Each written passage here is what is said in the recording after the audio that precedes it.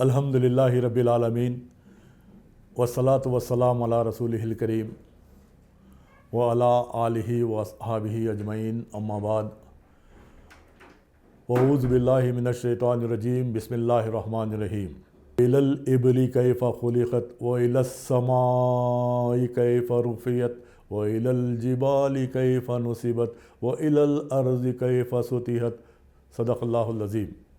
आप तमाम दोस्तों को अल-बलाग़ चैनल की तरफ से मैं इस्तक़बाल करता हूँ। दोस्तों, जैसा कि आपको मालूम है कि पिछले एपिसोड में हमने कुरान पाक और इल्म हैवानात के ताल्लुक़ से, यानी कुरान एंड ज़ूलॉजी के ताल्लुक़ से बहुत सारी बातें आपके सामने आई थी, जिसके अंदर शहद की मक्खी के ताल्लुक़ से भी बहुत सारी बातें आई थी और चूंटियों के ताल्लुक़ से, मकड़ियों के ताल्लुक़ से और दीगर जानदार चीज़ों के ताल्लुक़ से आपके सामने बातें आई थी। और आज की इस एपिसोड में मैं आपके सामने जो कुरान पाक की जो आयत तिलावत की है वो सूरह गाशिया की आयत नंबर 17, 18, 19, जिसके अंदर अल्लाह ताला फरमाता है इलल इबिली कैफ़ खुलिक़त, तुम गौर करो कि हमने तख्लीक़ कैसे की इन ऊँटों की। आज की इस एपिसोड में ऊँटों के ताल्लुक़ से कुछ अहम बातें आपके सामने रखना मुनासिब समझता हूँ, क्योंकि कुरान पाक में 19 मरतबा ऊँटों का ज़िक्र आया है। मिसाल के तौर पर सूरह हज के अंदर भी ऊँटों का ज़िक्र आता है और सूरह तकवीर में भी, सूरह तकवीर की जो है वइज़न नुजूम मुनकदरत वइज़ल जिबाल सुयरत वइज़ल इशारु उतिलत, जब 10 महीने की हामिला ऊँटनियाँ अपने हाल पर छोड़ दी जाएंगी, यानी क़यामत के हौलनाकियों के अंदर वो जिक्र आता है कि ऊँटनियों को, हामिला ऊँटनियों को अपने हाल पर छोड़ दी जाएंगी। तो बहरहाल ऊँट का जिक्र 19 मरतबा कुरान पाक में आता है। अब चलिए कुरान पाक में जानवरों के ताल्लुक़ से और बहुत सारे परिंदों के ताल्लुक़ से इन डिटेल बात की है और इशारतन कई आयतों में अल्लाह ताला ने जानदारों के बारे में बातें बताई हैं। मिसाल के तौर पर सूरह नूर की आयत नंबर 45 में अल्लाह ताला फरमाता है हमने हर जानदार चीज़ को पानी से पैदा किया है और ऐसे ऐसे जानवर हमने पैदा किए जो पेट के बल चलते हैं और बहुत से जानवर जो हैं वो उनके 2 पाँव हैं और बहुत से जानवरों के 4 पाँव हैं जिससे वो चलते हैं। अल्लाह ताला हर तरह का पैदा करना जानता है, वो हर चीज़ पर कादिर है। इस आयत में जानदारों के अलग अलग पाँव, यानी बहुत सारे जो जानदार होते हैं वो है पेट के बल चलते हैं। मिसाल के तौर पर सांप वगैरह, और जो है ना इंसान जो है ना 2 पाँवों पर चलता है और बहुत से जानदार चीज़ों के 4 पाँव होते हैं या 4 पाँव से भी ज़्यादा होते हैं। मिसाल के तौर पर खेकड़ा जो है उसके 4 पाँव से भी ज़्यादा पाँव होते हैं, ऑक्टोपस है वगैरह वगैरह। तो अल्लाह ताला कुरान पाक में इस तरीक़े से फरमाता है जानदारों के ताल्लुक़ से, उनके बारे में गौर कीजिए। सूरह अनकबूत की आयत नंबर 60 में अल्लाह ताला फरमाता है बहुत से जानदार जो जानवर होते हैं वो अपने रिस्क को उठाए हुए नहीं फिरते हैं, वो अल्लाह ही है जो इन सब जानदारों का रिस्क मुहैया करता है। अल्लाह ताला हर चीज़ पर कादिर है। तो ज़रा गौर फरमाएं कि सूरह अनकबूत में आयत नंबर 60 में जो अल्लाह ताला फरमाया है कि जानदारों को हम देखिए, इस पर गौर कीजिए, कितने जानवर जो है ना निकलते ही अपने जो है ना घोंसलों से, अपने जगह जो मुकीम रहते हैं जानवर वहाँ से निकलते ही बाहर, मगर वो अपना रिस्क जो है अल्लाह ताला उनको जहाँ से भी हो और अपना रिस्क मुहैया करता है। ऐसे कई आयतें हमें मिलती हैं। चलिए आज ऊँटों के ताल्लुक़ से कुछ हम गौर करें।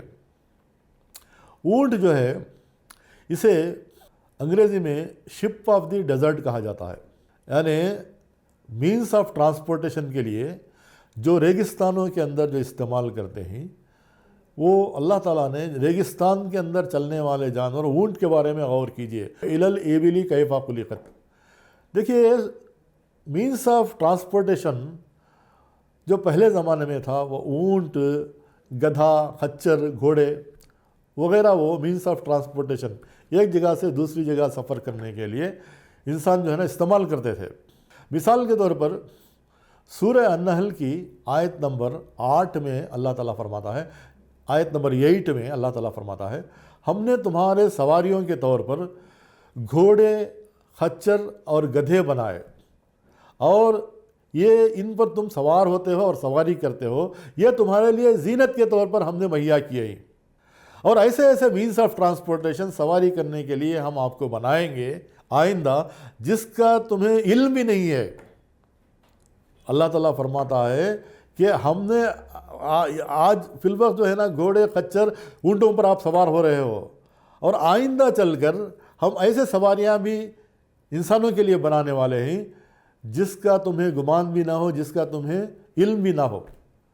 ज़रा गौर फरमाएं कि कौन जानता था कि ट्रेन ईजाद होगी, ये कार, बस, फ्लाइट, ये सब चीज़ें जो है मीन्स ऑफ ट्रांसपोर्टेशन के लिए आज जो हम इस्तेमाल कर रहे हैं, इसके इशारतन कुरान पाक में उसकी पेशन गोई की है कि आइंदा चलकर हम ऐसे ऐसे मीन्स ऑफ ट्रांसपोर्टेशन आपके लिए ऐसी ऐसी चीज़ें बनाएंगे जिसका तुम्हें गुमान भी ना हो।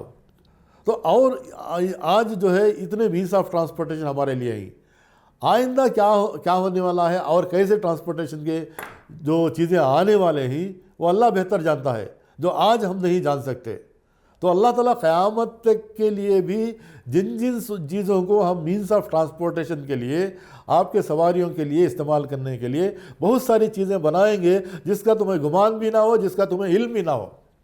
इन चीज़ों पर हम गौर करना चाहिए कि अगर इस पर अगर गौर ना करते तो हम आज ट्रेन ना बनाते, एरोप्लेन ना बनाते, कार ना बनाते, साइकिल मोटर ना बनाते।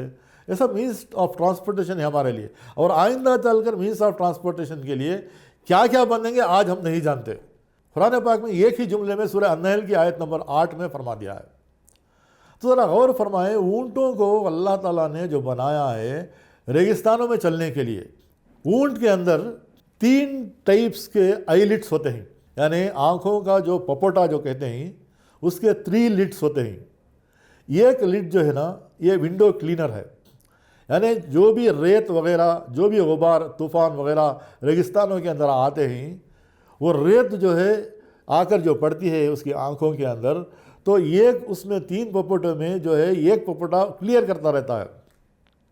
और उसके आई लैशेस भी होते हैं, ये बहू जो होते हैं वो उसके अंदर 2 लेयर्स होते हैं।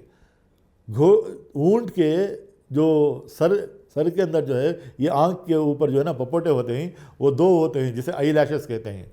वो आई लैशेस का भी ये काम है कि अगर गुबार आता है तो आई लैशेस जो है ना उसे फ़िल्टर करते हैं।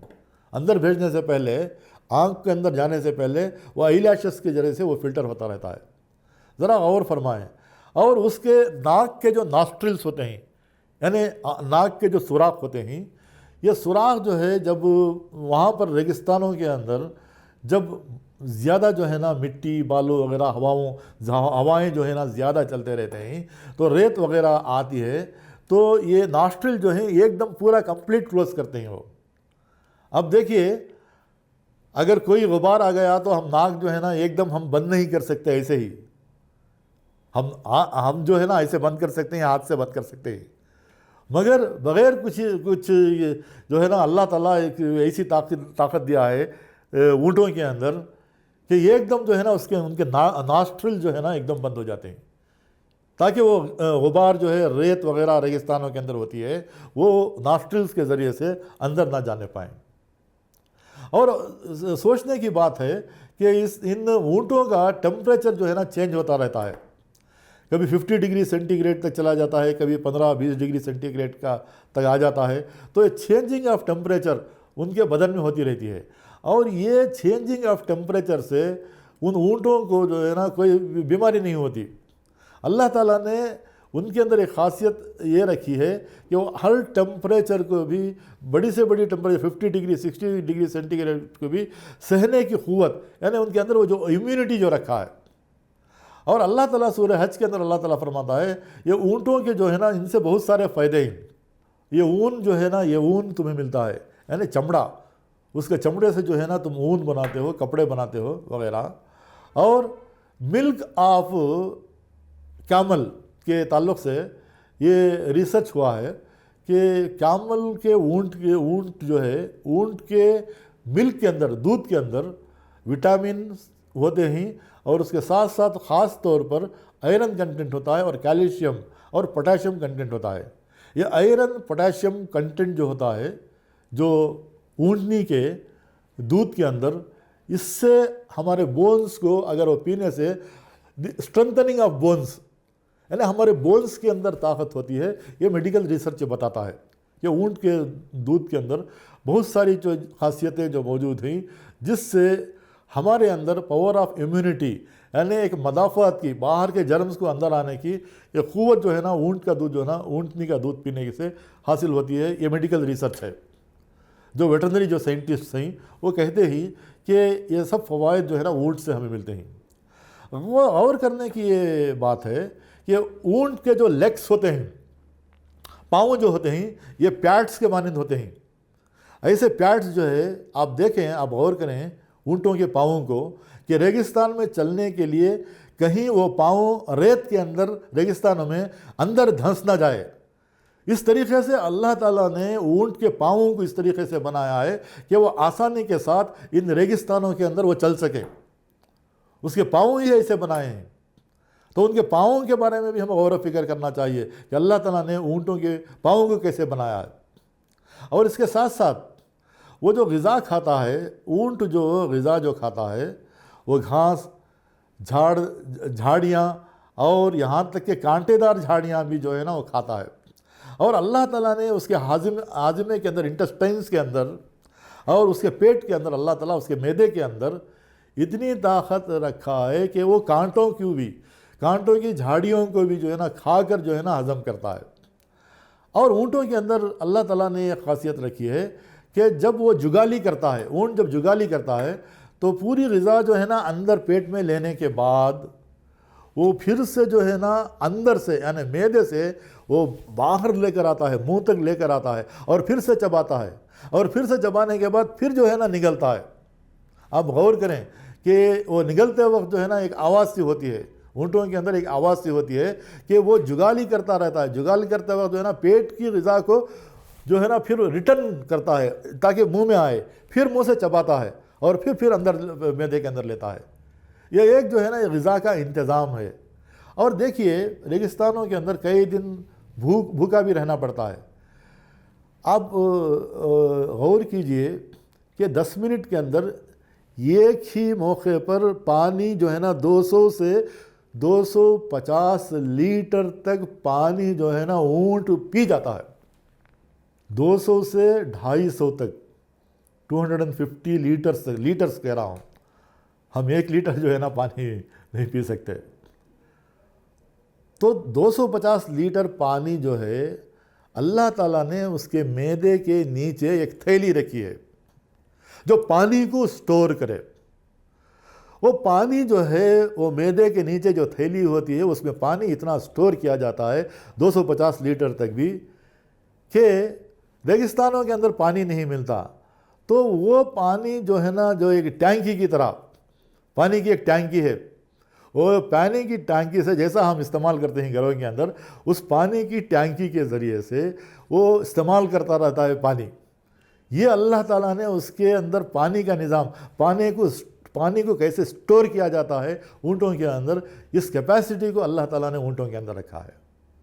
اور کئی دن تک جو ہے بھوک سے نڈھال ہونا بھی پڑتا ہے. ریگستانوں کے اندر کوئی غذا نہیں ملتی کیونکہ ایک صاف ستھرا میدان ہوتا ہے، بالوں کا میدان جو ہے نا، ریت کا میدان ہوتا ہے. وہاں پر اونٹ جو ہے نا اپنے کوہان ہوتے ہیں. کئی اونٹوں کا ایک کوہان ہوتا ہے، اور کئی ایسے ویرائٹیز بھی ہیں اونٹوں کے اندر جن کے 2 کوہان ہوتے ہیں.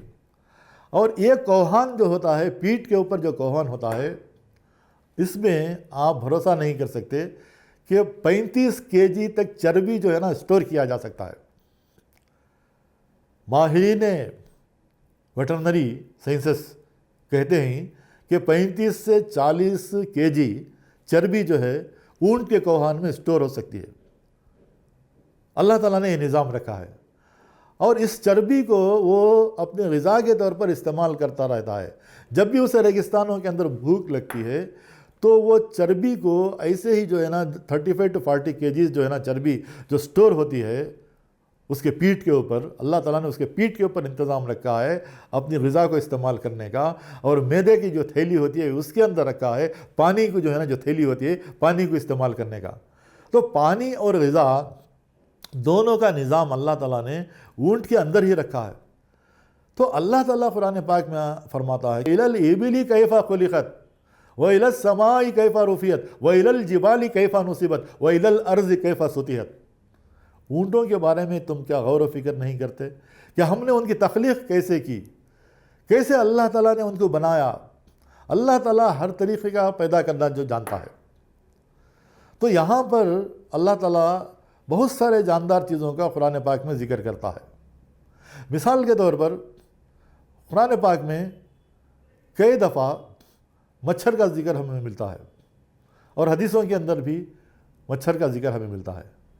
مچھر کو قرآن پاک کے اندر سورہ بقرہ کی آیت نمبر 26 کے اندر اللہ تعالیٰ فرماتا ہے بعوضتا کا لفظ استعمال کیا قرآن پاک کے اندر مچھر کے لیے. ذرا غور کریں کہ یہ مچھر جو ہمیں کاٹتے ہیں وہ فیمیل مچھر ہے، میل مچھر نہیں کاٹتے، ہم کو نہیں کاٹتے. جو مچھر جو ہوتے ہیں وہ غذا اپنی استعمال کرتے ہیں ان نباتات سے، پانی کے جگہوں پر اور دوسری نباتات اور دوسری جگہوں پر جو ہے نا پیڑ پودوں کے اندر وہ مچھر پائے جاتے ہیں. وہ نر ہوتے ہیں یعنی میل مچھر ہوتے ہیں. اور قرآن پاک میں جو استعمال کیا جو لفظ بعوضتا کا لفظ جو استعمال کیا سورہ بقرہ کی آیت نمبر 26 کے اندر اللہ تعالیٰ فرماتا ہے ہم جو ہے نا اللہ تعالیٰ اس بات سے نہیں شرماتا کہ مچھر کو بھی ہم بیان کرتے ہیں. مچھر جیسی حقیر چیز جو آپ جو کہتے ہیں، اور کفار نے مذاق اڑایا کہ کیسی کتاب ہے اس کے اندر مچھر کا بھی بیان ہے. تو آج جو ہے نا ہم مچھر کے بارے میں بھی ریسرچ کر رہے ہیں، تحقیقات کر رہے ہیں. انشاءاللہ اگلی ایپیسوڈز میں مچھروں کے تعلق سے، ان مکھیوں کے تعلق سے اور اونٹ کے ساتھ گھوڑوں کے تعلق سے، گھوڑوں کا ذکر آیا قرآن پاک کے اندر، ان ساری چیزوں کو میں انشاءاللہ میں کور کرنے کی کوشش کروں گا.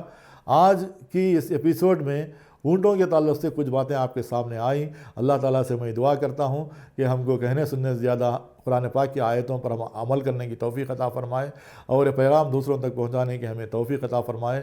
وآخر دعوانا ان الحمد للہ رب العالمین.